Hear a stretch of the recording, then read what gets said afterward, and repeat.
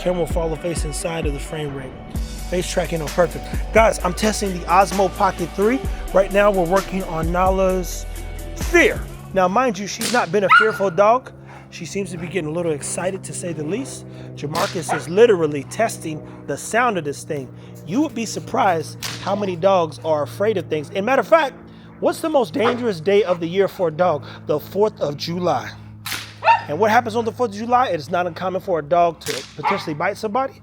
It's not uncommon for a dog to run away from home. It's not uncommon for a dog to cower.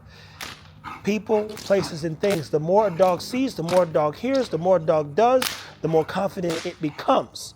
This right here is a good sign for us as we hope to better generation after generation. Now, to be very clear, Nala's mom is a dog that I got from somebody, and then her dad is a dog that I use a stud from somebody else. So when we have her litter, it will be, well, actually she'll be the first FBK registered dog, but her pups will be the first generation of how we get to the generations to come of dogs that we want to create and better.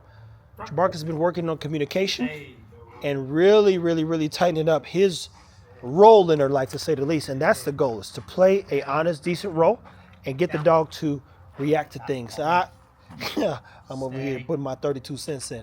Look, he's working on communication. But at the end of the day, that whip is a good indicator that you're on the right path. A lot of times dogs will back up, will cower. Some dogs will charge at it. Some dogs will be what?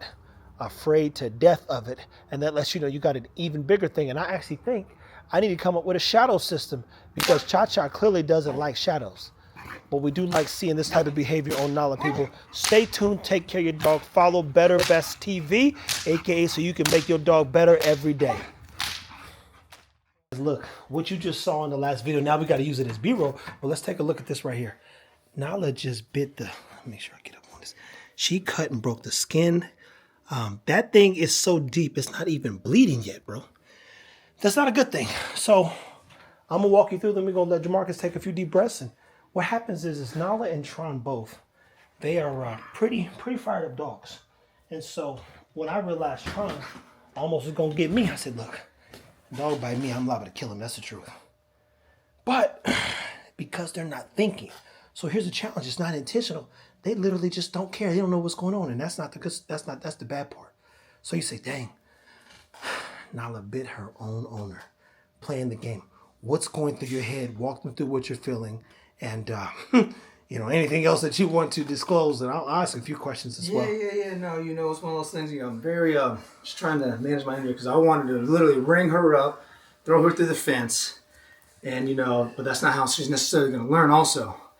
But, I don't know. This is where I'm going to have to seek guidance from my associates. But I definitely need to work on tightening her up, because he's even mentioned it before, her targeting is bad. And yes, I'm testing it. I'm even pushing my own luck, to be clear. So it's not, I put myself in that way. But even when I didn't even give her a command to like stop and stay and all that stuff like that, so that was also my own fault, lack of communication in that moment. And so she lunged again after when I was just coming down with it, and she got me. And then she bit down, and then she realized, and I said no, and she let go. And then I was like, but it's one of those things, I think in this moment I really learned, how to keep your calm in those type of moments. Yeah. Not to react. And that was the first thing. I was like, I didn't necessarily react like most people freak out, but I was just like, I felt the latch. I was like, no, she let go. Yeah. And then after that, I'm just like, I really want to just ring and just body slam her personally. Yeah. But once again, I don't know. In those moments, what do you do? Well, you mean you now know what I was feeling at the time them boogers got me. Yeah. And you go, in my mind, first thing, what did I do wrong? That's the first question. Exactly. Accountability is everything. In this particular case, I can say, it was all recorded. So people, I literally cut the camera off and didn't cut it off because I closed that thing out. You hear me close it out. And it was just a 2-minute talk. Within 15 seconds of me, less than me hitting the end button, she got him. And then he says, bro, I think she broke the skin. And so super calm, super collected. To answer your question, what do? You put the dog up and you reassess, because again, she's a dog who, she can sit, she can go into a down, she can stay, she can walk on a leash to a degree, she's not going to choke herself out depending on the day, but she's still a dog that's rambunctious due to the lack of targeting.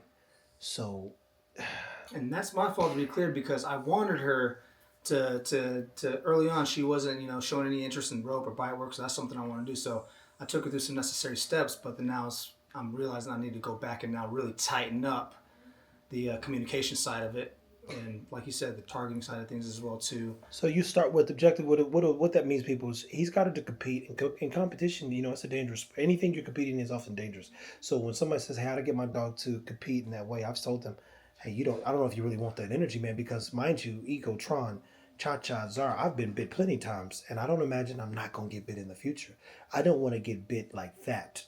And when I say that is Tron jump up, get the back of your arm doing dumb stuff. Ego literally only tries to get the equipment. I can put my hand in his mouth and his face. He's like, I'm not biting you, man. Give me the toy, though. And if he feels something's off, he'll back off. Tron has broken skin and put a whole tooth in my hand, to be clear. And it didn't feel nice. Yeah, me too. Yeah, he got Jamarcus. Like I said, he got cats. So I go, this is unacceptable. This is a 90-plus pound dog who's very capable and super competitive. Jamal ironically tried to go play with Tron one night and he damn near broke his hand. That's literally. And that was just him holding the pillow. So these dogs, they're very capable, which means we have to make sure that as we build their confidence, that confidence has a ton of direction. Yeah. Because under the wrong direction, somebody gets hurt and now we're all in trouble. It all got to go down. So in this case, Nala being so rambunctious, building up her confidence, making sure she's super competitive, you really have to work backwards. And same thing I'm doing with Tron. Yeah. Like I'm showing the process, people. I can say I messed up, but I can honestly say I didn't, because if you know who Tron was when it started, he wouldn't even play with a rope. He wouldn't chase a ball. Yeah. He wouldn't do a thing, and he still lacks confidence at times. Now we just taught him to bark, so he's barking out of realistically insecurities half the time. So had I not gone through the process, I wouldn't have anything to work with, if we're being honest. Tron would just been a couch potato per se. So he's and Nala's mom, Lord, I mean, it took a whole year of work, if not longer, to get her to do this stuff. But this, for me, where I'm standing, mind you, she didn't growl. She wasn't being aggressive. She literally was just being careless. Yeah. And two times people often hurt themselves is trying to care and being careless. And then the irony, the more you care, the more you get hurt. The less you care, the more you hurt yourself. Madness at its finest. But as someone who's been in the suit before, taken some good bites, gotten some scars, played sports, hockey, which is a very contact-driven, dangerous sport, depending on who you're talking to, he's got a tolerance for pain, but at the same time, you don't want it to be your dog inflicting the pain. And trust me, I've been plenty times in his shoes. I didn't Donkey Kong Tron when he bit through my hand. I was like, just put this fool up. And mind you, there's plenty of times where you're feeling those emotions. It feels like someone just started a fight. Problem is I'll be honest with you, you're not really going to win a fight with a dog or any animal that's your size or that's kind of capable and competent. And in this case, the dog wants to please you, so you just have to tighten up the communication and really give her a lot of direction so she knows what's going on. Yeah. Because she just don't care. She literally does not care. But that right there, I'm going to zoom in so you can see. That right there, people, is... I just did arms yesterday, too. So. That right there is a good little bite there. She got him. Yep. She got him, and that does not make anybody feel good. So, of course not. Stan's going to be here tomorrow, so... Yeah, anything you want to close out with, because this is turned into a thing. You talked about patience earlier, man, when it comes to those, and this is, I think the one thing that she's tested me the most with is her energy. All of them, to be clear. Yeah. Gia, the high, rambunctious energy thing is the one thing I think I've been trying to work on the most when it comes to all of them. Yes, I can get them down, stay, lay, all that kind of stuff. And it's fun that I can get them to do bite work. I can get their outs are usually pretty clean for the most part, like 80 to 90% of the time. But the one thing I think I've struggled with the most through this process is managing their energy, that high energy, and really trying to get them to calm down and slow down. I mean, Nala knows better than to jump out of the car now. I've worked on her, her releases still, but even then, if I don't give her that command, she'll still bolt out of the crate. If I don't tell her to stay and wait, she'll still bolt out once I open it. So there's a lot of work that needs to be done, to be clear, especially when it comes with her energy. So yeah. There you go, people. Take care of your dogs. Yeah, take care of yourself. Jeez, be careful. Now, this is coming from the vlog standpoint, even though it's all going on XLBully TV. And mind you, from the person who helped bring some of these dogs to life and knowing the work that goes into them, this is why we don't rush our process. And I can't rush mine. I'm sorry. I'm sorry. I just can't. I know people are dying to get our dogs. they're a lot of work. And here we are. The oldest dog is Zara, and she's done breeding. She's 4. The next oldest dog is Eco, and Tron will be next, and then Gio will be next, and then Nala will turn 2. So we have a bunch of 2-year-olds. I mean, think about that.